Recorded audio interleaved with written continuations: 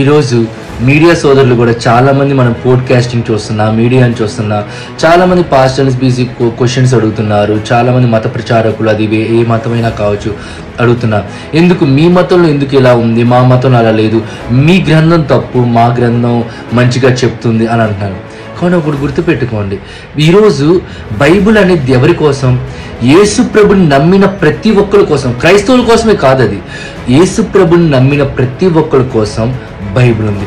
ఈరోజు నేననే ఒక వ్యక్తిని, నేను క్రైస్తవునైనా హిందువుగా మారితే అప్పుడు నేనేం చదువుతాను? బైబిల్ చదువుతానా? బికాజ్ నేను ఇష్టపడి వచ్చాను కాబట్టి నేను భగవద్గీత చదువుతాను. లేదు, నేను మారిపోయి ఒక హైందవుడై నేను మారిపోయి నేను ఒక ముస్లింని అయితే నేను ఖురానే చదువుతాను. ఈరోజు నేను నమ్మాను కాబట్టి నేను ఎలా అయినా పుట్టొచ్చు. ఈరోజు మన స్కూల్ చదివేటప్పుడు అన్ని పుస్తకాలు ఉంటాయి, సోషల్ ఉంటుంది, సైన్స్ ఉంటుంది, మ్యాథ్స్ ఉంటుంది, ఇంగ్లీష్ ఉంటుంది. కానీ మనం తర్వాత ఏం చేస్తాం? 10th ప్రకారం ఇంటర్మీడియట్ తీసుకుంటాం, ఆ బ్యాచిలర్స్ ఇంకో స్పెషలైజేషన్ తీసుకుంటాం, అది ఇంకా మాస్టర్స్కి వెళ్తే ఇంకా బెటర్ స్పెషలైజేషన్ తీసుకుంటాం. అంతేగాని చిన్నప్పుడు అన్నీ చదివాం కదా అని మళ్ళీ పెద్దగా చదువుతూ వస్తున్నామా? అలాగే మనం చదివే దాన్ని బట్టి ఉద్యోగం వస్తుంది.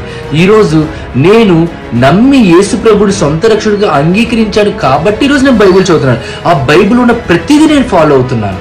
ఎందుకంటే అది నిజమని నేను నమ్ముతున్నాను. ఈరోజు ఏ గ్రంథం నిజం అబద్ధం అని కాదు. మనం చూసుకున్నట్లయితే రాముడు కానీ కృష్ణుడు కానీ ఆ హైందవ దేవతలైన దేవులైన వాళ్ళు నిజంగా ఉన్నారని చెప్పడానికి కొన్ని నిజాలు ఉన్నాయి, కొన్ని ప్రూఫ్స్ ఉన్నాయి, ఎవిడెన్సెస్ ఉన్నాయి, సాక్ష్యాలు ఉన్నాయి. యేసు ప్రభు ఉన్నాడు అని కూడా చాలా ఎవిడెన్సెస్ ఉన్నాయి. సో సేమ్ అలాగే. కానీ ఎందుకు ఒక గ్రంథాన్ని ఇంకో గ్రంథంతో పోలుస్తున్నారు? ఒక సైన్స్ని సోషల్తో పోల్చలేదు. బికాజ్ సైన్స్ అంటే సైన్సే, సోషల్ అంటే సోషలే. అంతేగాని ఒక గ్రంథాన్ని ఇంకో గ్రంథంతో పోల్చడం వల్ల మీరు ఏం చేస్తున్నారు తెలుసా?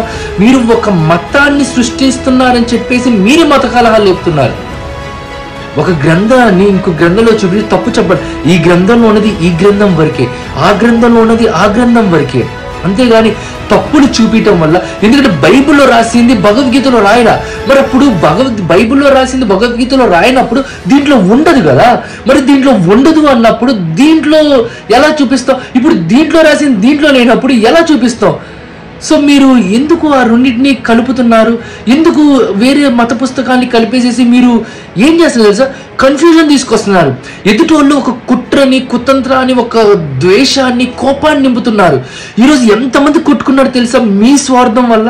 ఈరోజు ఎంతమంది కొట్టుకున్నారు తెలుసా? భారతదేశంలో అన్న, తమ్ముడు, అక్క, చెల్లెని పిలుచుకున్న వాళ్ళు ఎంతమంది కొట్టుకున్నారు తెలుసా? ఒక్క గంజాయి మొక్క వల్ల పొలాన్నంతా తగలబెడుతున్నారు.